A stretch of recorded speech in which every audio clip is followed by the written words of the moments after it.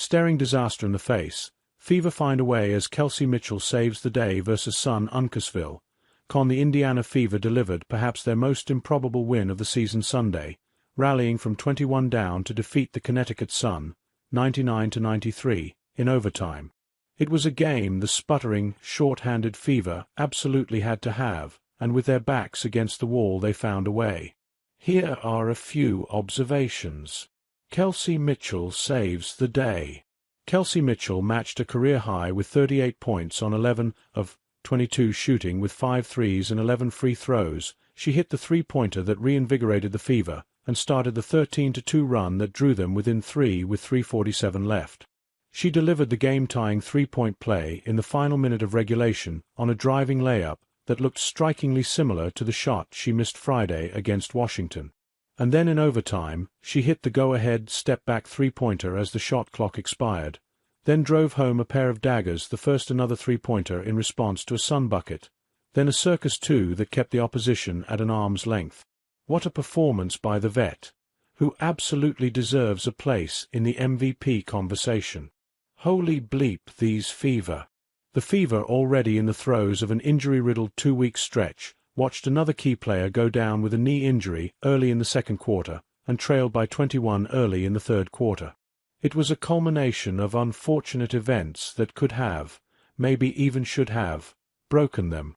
But if we've learned anything about this group, it's to never count them out. Down 74-60 with 6:25 remaining, the Fever parlayed a three-pointer from Mitchell, plus 2 more from Lexi Hull into a 13-2 run that cut the margin to 3 with 3:47 left. The teams traded blows into the final minute, when Mitchell answered a circus three-pointer by Marina Mabrey with a three-point play to tie at 82 with 44.7 seconds left. Unbelievable. Truly. Fever suffer another devastating blow in season filled of devastating blows. This is truly ridiculous. I mean seriously. How many punches can one team take? Already down three-point guards Caitlin Clark right groin Ari, McDonald foot, and Sydney Colsonator. The Fever lost another key contributor in the second quarter, when Sun guard Bria Hartley fell into the side of Sophie Cunningham's right leg underneath the Connecticut basket. Cunningham fell to the floor and grabbed her knee, yelling in pain as trainers, coaches and teammates gathered around her. She was helped off the floor and did not return. The Fever confirmed it as a right knee injury, though the full extent likely will not be known until after the team returns to Indy. Fever dig themselves an early hole.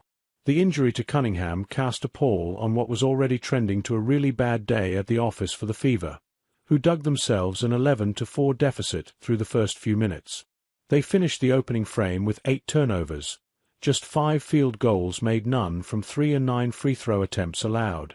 Indiana looked disjointed and uncharacteristically flat and inverse from those losses to Dallas and Washington. It also did not help that Aaliyah Boston, Natasha Howard and Damaris Dantas all picked up 2 early fouls. The Fever made their push at the end of the third quarter, launching a 9-2 run that drew them within 8 with a minute remaining. Layla Lacken stifled the run and stabilized the Sun with a long-range 3 at the buzzer.